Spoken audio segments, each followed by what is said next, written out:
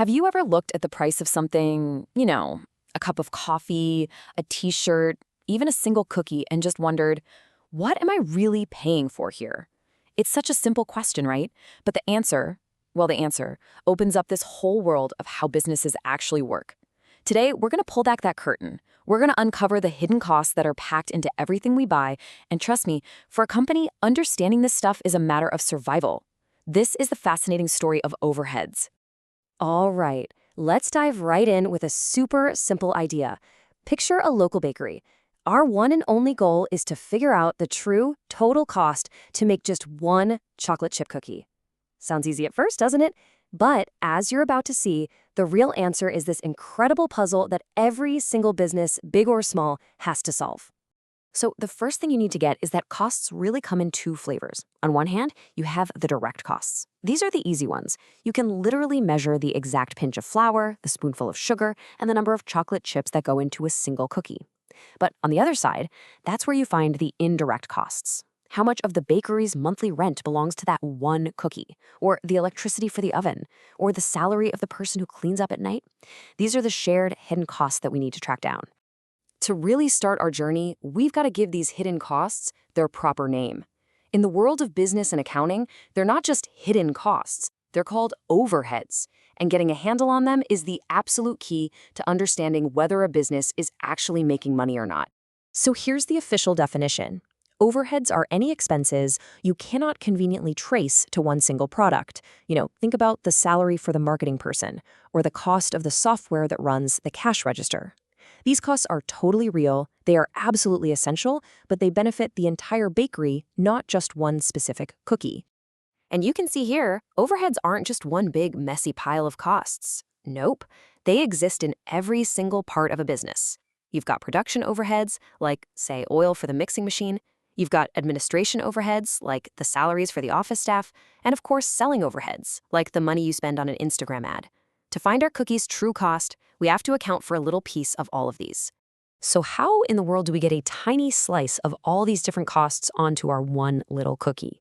Well, we follow a process, a journey really, and this diagram you see right here, that is our map. And this isn't just for our explainer, this is the fundamental roadmap that accountants use to wrangle all these scattered costs and guide them to their final destination, the product itself. So let's start the journey. Okay, our journey begins with the most straightforward step you can imagine. Allocation. Honestly, the best way to think about it is like sorting your mail. We are just taking costs that clearly 100% belong to one specific department and putting them in the right bucket. There's no guesswork here at all. And that's the key thing to remember. Allocation is an exact process. It's only for costs that belong entirely to one department and one department alone. If a department used a resource and nobody else touched it, they get the whole bill. It's the foundation of this whole thing because it's based on pure certainty. Looking at our map, you can see we're right at that very first stop, allocation. This is where we handle the low-hanging fruit, taking those expenses we can trace exactly and putting them straight into their departmental buckets. We're getting them one step closer to the cookie.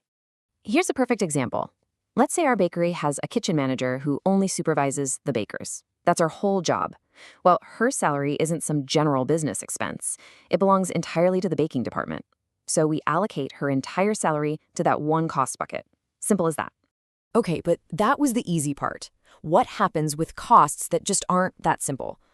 Costs that are shared by lots of departments, like the rent for the whole building?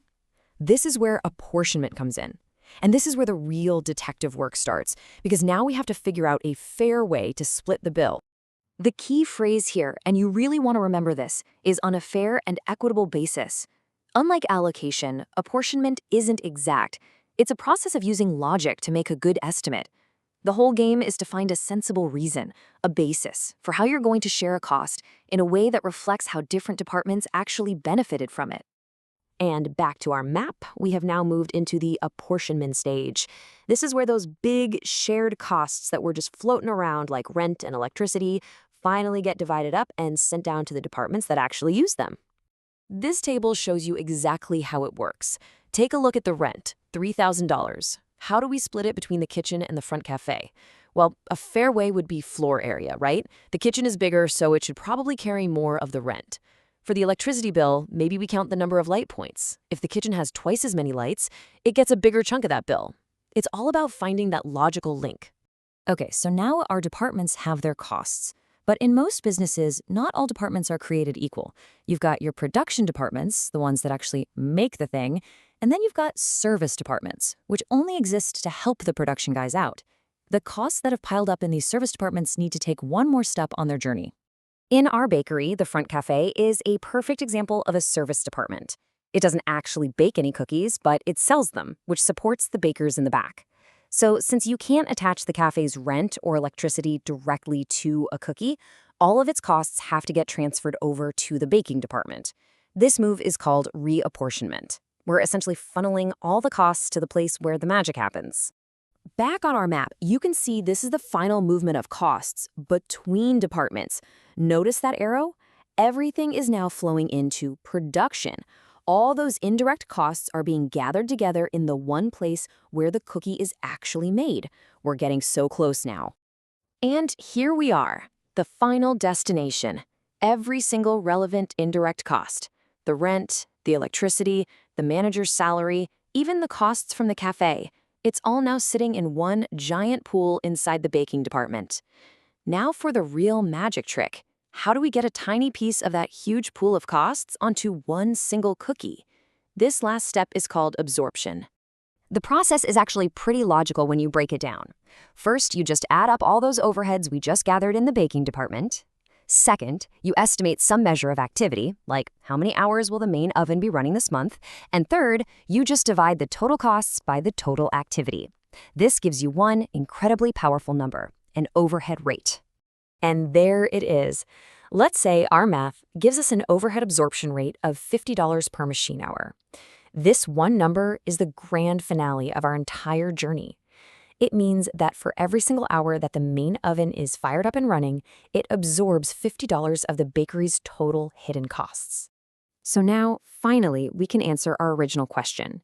If that big oven absorbs $50 of overhead in an hour, what about a cookie that only bakes for 1 minute? Well, a little bit of math, and bam, that single cookie has to carry about 80 cents of all the bakery's hidden costs. That's it. That's the hidden cost we've been hunting for this whole time. So let's just take a step back and look at the big picture. Why on earth would anyone go through this whole complicated journey? Why does all of this matter so much? Because this journey is how a business discovers the true cost of making something. We started with these general expenses like rent. We allocated what we could, we apportioned what was shared, we reapportioned the support costs, and finally, we absorbed a tiny fair slice onto each and every product.